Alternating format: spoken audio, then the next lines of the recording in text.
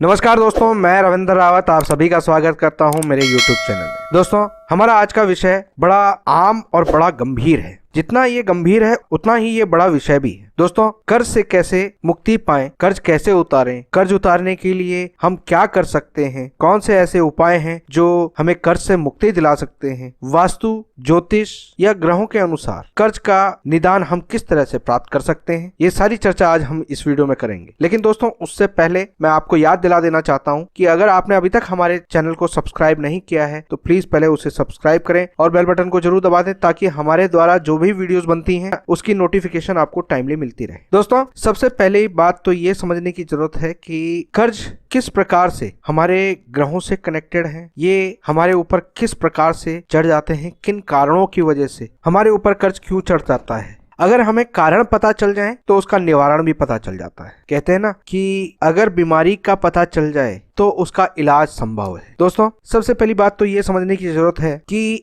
हमारी कुंडली में चौथा घर सुख का है, धन का है, अपॉर्चुनिटीज का है, पॉजिटिविटी का है। सेकंड हाउस हमारी सेविंग्स का है, हमें मिलने वाले सहयोग का है या जो हमारे पास है उस धन का है। 11वां घर हमारे प्रॉफिट को रिप्रेजेंट करता है, लाभ को रिप्रेजेंट करता है, इनकम को रिप्रेजेंट करता है। दोस्तों, इन तीनों घरों के मालिक, इन तीनों घरों को रिप्रेजेंट करने वाले ग्रह हैं चंद्र, बृहस्पति और शनि। जब भी चंद्र खराब होते हैं तो नगद रुपए पैसे की कमी आती है, सुखों की कमी आती है, स्टेबिलिटी की कमी आती है। जब भी बृहस्पति खराब होते हैं तो हमें अपॉर्चुनिटीज नहीं मिलती, हमें लाभ प्राप्त नहीं होता, बरकत नहीं होती। और जब भी शनि खराब होते हैं तो हमें दुखों का सामना करना पड़ता है, पेनल्टीज हमें भुगतनी पड़ती हैं, हमारी मेहनत, हमारी परख, हमारे एफर्ट्स गलत दिशा में चले जाते। दोस्तों, जब भी हम धन की बात करते हैं तो धन के लाभ के साथ साथ, धन के आने के सोर्सेस के साथ साथ हमें यह भी देखना चाहिए कि धन का नुकसान कैसे हो सकता, क्योंकि आपके धन के रास्ते खुले हुए हैं, आपके एफर्ट्स लग रहे हैं, आप उसका सुख भी भोग पा रहे हैं, लेकिन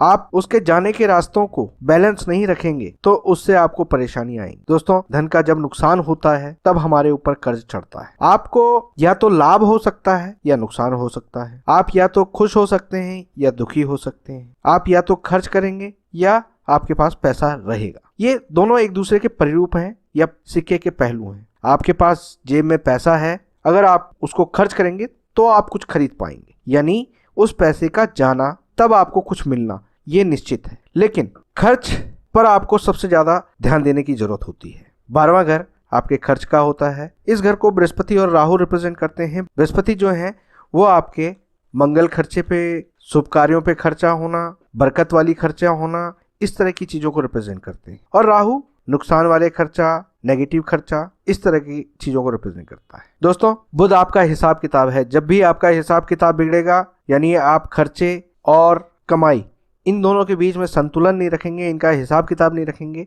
तो आप कर्ज में आएंगे। और कमाल की बात यह है कि बृहस्पति और राहु दोनों मिलकर बुध बनते हैं, यानी हिसाब किताब के अंदर में ही ये दोनों ग्रह चलते हैं, खर्च और लाभ। अगर आपका ये संतुलन बिगड़ा तो बुध खराब हो जाते हैं, और अगर आपका संतुलन बना रहा तो बुध अच्छे हो जाते हैं। बरकत बृहस्पति है, चंद्रमा सुख है, शनि दुख है, पीड़ा है, शुक्र भोग है।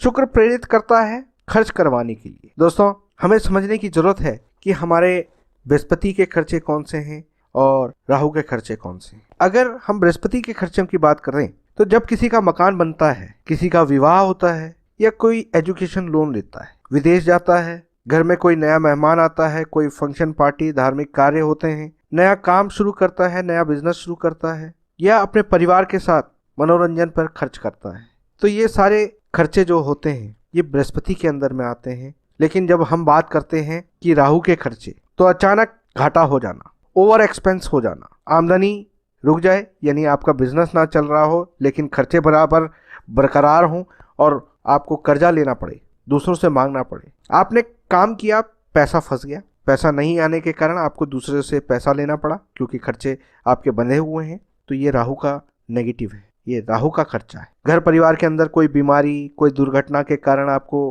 कर्जा उठाना पड़ गया। कोर्ट कचहरी के मामलों में आप फंस गए हैं, आपको कर्ज लेना पड़ रहा है, अपनी प्रॉपर्टी बेचनी पड़ रही है, राहु का खर्चा हो जाता है। लॉटरी, सट्टा, शेयर मार्केट, अचानक अमीर बनने की हसरत में आपने पैसा खर्च किया, तो इसी प्रकार से ये खर्चे होते हैं जो आपके ऊपर लोन की लायबिलिटी पैदा कर देते हैं, आपके ऊपर कर्जा आ जाता है। कर्जा वो चाहे आपने किसी जान पहचान वाले से ली हो, दोस्तों से ली हो, रिश्तेदारों से ली हो या बैंक से लिया हो। आप देखेंगे कि इनमें ज़्यादातर जो भी बैंक से लिए हुए कर्जे होते हैं, जिसको बहुत ज़्यादा नेगेटिव नहीं माना जाता है आज के समय पर, वो या तो इंसान मकान, विवाह, एजुकेशन या नया काम शुरू करने के लिए लेता है, अपने व्यापार के लिए लेता है। तो इनमें कोई भी चीज जो आपने बैंक से एक प्लान करके, बैंक आपको पूरा जांच पड़ताल करता है और उसके बाद आपके एक इंस्टॉलमेंट बनाता है, आपको एनालाइज करके वो समझ सकता है कि आप कितना लोन रीपे कर सकते हैं। उस हिसाब से पूरा एक तरीके से हिसाब किताब जो बुद्ध को हम बता रहे हैं उसको मद्देनजर रखते हुए वो आपको लोन देता है। वो कर्जा आपके ऊपर चढ़ता है और उसको आप धीरे धीरे खत्म करते हैं। लेकिन बाकी जो कर्जे हैं वो अचानक किसी भी परिस्थिति में कैसे भी आपको उठाना है या आप उसमें फंस गए हैं, उसको उतारना है, तो वो चीज आपके ऊपर कर्जे के रूप में होती। दोस्तों, मैंने आपको इतने प्रकार के कर्ज बताए। सबसे पहले आपको ये समझने की जरूरत है कि आपके ऊपर कर्ज कौन सा है, फिर आप उनका इलाज निकाल सकते हैं। अगर आपने सकारात्मक कर्ज लिया है, यानी मकान, विवाह, एजुकेशन, विदेश, जो मैंने बृहस्पति के कर्जे बताए हैं उनके लिए आपने कर्ज लिया है, तो कोशिश करें कि उसकी इंस्टॉलमेंट आप मंगलवार से शुरू करें या किसी पूर्णमासी से शुरू करें या किसी संक्रांत से शुरू करें, तो आपके लिए वो बहुत उत्तम होता है। अब मान लीजिए कई बार ऐसा होता है कि बैंक की इंस्टॉलमेंट अपने आप लगनी है, EMI लगनी है और आप उसको निर्धारित नहीं कर सकते, बैंक उसको करेगा, तो आप उस पैसे को जाकर इन दिनों में वहाँ पर जमा करवा दीजिए, अपने अकाउंट में जमा करवा दीजिए, उतनी ही अमाउंट आप जमा करवा दीजिए, तो उससे आपका वो कर्ज उस तरह से उस दिन से शुरू होता है और वो बहुत जल्दी निपटता है। दोस्तों, जब भी आपके ऊपर कर्जे की स्थिति आ रही है तो अब आपको सबसे पहले ये समझने की ज़रूरत है, कर्जा अगर आप निपटाना चाहते हैं, उसको जल्दी से जल्दी उतारना चाहते हैं, तो आपको सुख को बढ़ाना होगा, बरकत को बढ़ाना होगा, आपकी मेहनत को बढ़ाना होगा।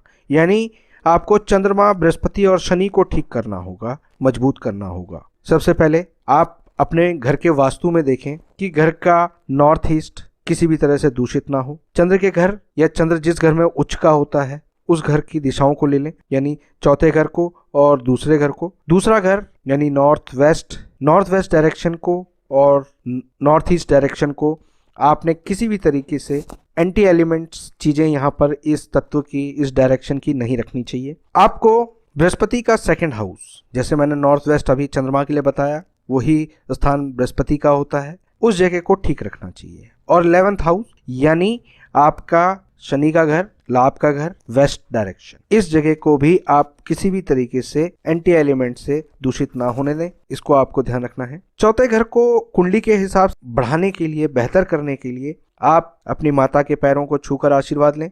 चंद्रमा को मजबूत करने के लिए आप घर में चावल, चांदी स्थापित करें। चंद्रमा को मजबूत करने के लिए आप नदी, नहर में चंद्रमा की चीजों को प्रवाहित करें। ये रूटीन में आप करते रहें, क्योंकि कोई भी ग्रह अगर कमज़ोर हो जाता है, ख़राब हो जाता है, तो उसको सुधरने में कुछ समय लगता है। आप ये सोचें कि पहले दिन से ही आपको रिजल्ट मिलने लग जाएंगे, ऐसा नहीं होता। इसलिए पेशेंसफुली इसको करते रहें। दूसरा घर आपके धर्म का है, मंदिर का है, यानी भगवान के सामने माथा टेकें। दूसरा घर बड़े बुजुर्गों का है, अपने बड़े बुजुर्गों का आशीर्वाद लेते रहें, इससे आपके बृहस्पति इंप्रूव होते हैं। जो आपके पैतृक स्थान है उस जगह पर अगर मौका मिले तो आप जाएं, वहाँ की जो भी कुल देवता हों उनका नमन करें, तो उससे आपको लाभ मिलता है। आप अपने पितरों का ध्यान करते हुए कार्य करें तो आपको लाभ मिलता है। दोस्तों, 11वां घर आपके लाभ का है। घर का 11th हाउस आपके बड़े भाई बंधुओं का है। जो भी आपसे उम्र में बड़े हों लेकिन आपके बुजुर्ग ना हों, आपके सहयोगी जितने भी लोग हों, आपके आस पड़ोस में जो लोग आपसे मिलते जुलते हों, उनके साथ व्यवहार को अच्छा रखें। 11वां घर आपका आस पड़ोस भी है, आपके बड़े भाई हैं, उनके साथ जब आप व्यवहार ठीक रखते हैं तो आपको लाभ मिलता है। शनि मजदूर हैं,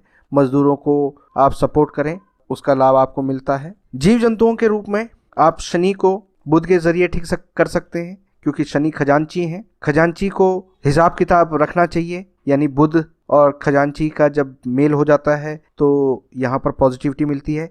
इसलिए आप पक्षी जो बुध हैं और पक्षियों में शनि का रूप कौवा है, तो उनको जब आप चावल खिलाना शुरू करते हैं यानी चंद्रमा की चीजें खिलाना शुरू करते हैं तो वो तृप्त होते हैं और कोषाध्यक्ष और हिसाब किताब ये तीनों बेहतर होती हैं, जिससे आपके बृहस्पति यानी बरकत बननी शुरू होती है और आपके धीरे धीरे कर्जा उतरना शुरू हो जाता है। दोस्तों, यहाँ पर हमने इन ग्रहों को ठीक करने का उपाय और ग्रहों को किस तरह से समझना चाहिए वो समझा, लेकिन जिस कारण से ये कहानी खराब हो रही है या यूं कह सकते हैं जिन कारणों से ये नुकसान हो रहा है उस चीज को भी समझना बहुत जरूरी है। दोस्तों, राहु नेगेटिव खर्चा है और जब आपको अचानक चोट लगती है, अचानक आपके ओवर खर्चे शुरू हो जाते हैं, आमदनी कम हो जाती है, खर्चे बढ़े रहते हैं, पैसा अलग अलग जगह पे फंस जाता है, बीमारी दुर्घटनाएं ये घर के अंदर आनी शुरू हो जाती हैं, कोर्ट कचहरी शुरू हो जाती हैं, लॉटरी सट्टा इन चीज़ों में आप हारना शुरू हो जाते हैं, पैसों की बर्बादी कर देते हैं,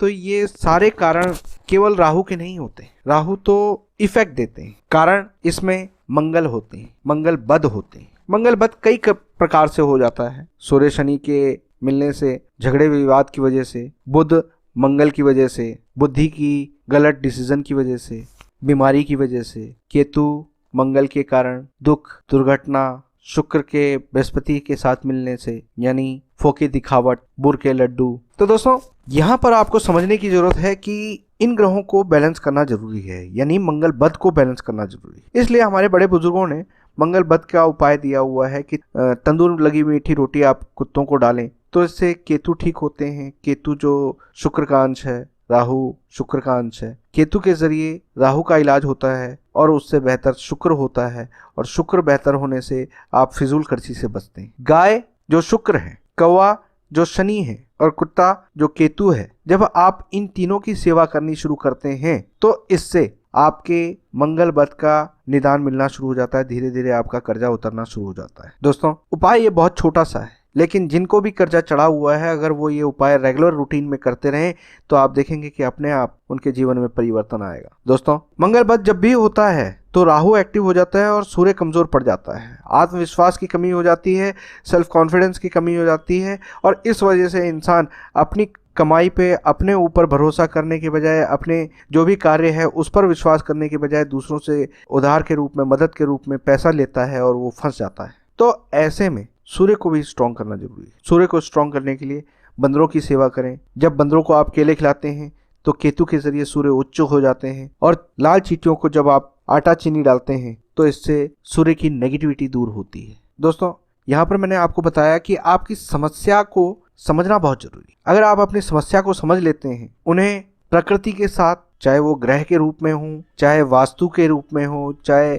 आपकी आदतों के रूप में हो, उनको अगर आप समझ लेते हैं और उनके निदानों को समझ लेते हैं तो छोटे छोटे उपायों के जरिए आप अपनी बड़ी बड़ी प्रॉब्लम दूर कर सकते हैं। इसी प्रकार से आज मैंने यहाँ पर कर्ज जैसे बड़े मुद्दे को छोटे उपाय के जरिए सॉल्व करने का तरीका बताया है। उम्मीद करता हूँ कि मेरा ये प्रयास आप लोगों को पसंद आया होगा। अगर आप लोगों को ये वीडियो पसंद आई तो कमेंट में जरूर बताइएगा कि कर्ज के अलग अलग रूपों के बारे में भी हम उसके निदान के बारे में आपको वीडियो बना के दें, उनके कारणों के बारे में वीडियो बना के दें। लेकिन उसके लिए अगर आप कमेंट बॉक्स में लिखेंगे तभी हम उस पर आगे चलेंगे, नहीं तो हम दूसरा टॉपिक लेंगे। उम्मीद करता हूं कि आप मेरा सहयोग देंगे। किसी भी तरह का और कोई सवाल या डाउट रह गया हो तो आप हमें कमेंट बॉक्स में लिख सकते हैं। ये वीडियो पसंद आई हो तो लाइक और शेयर करना ना भूलें। फिलहाल मैं अपनी वाणी को विराम देता हूँ। नमस्कार।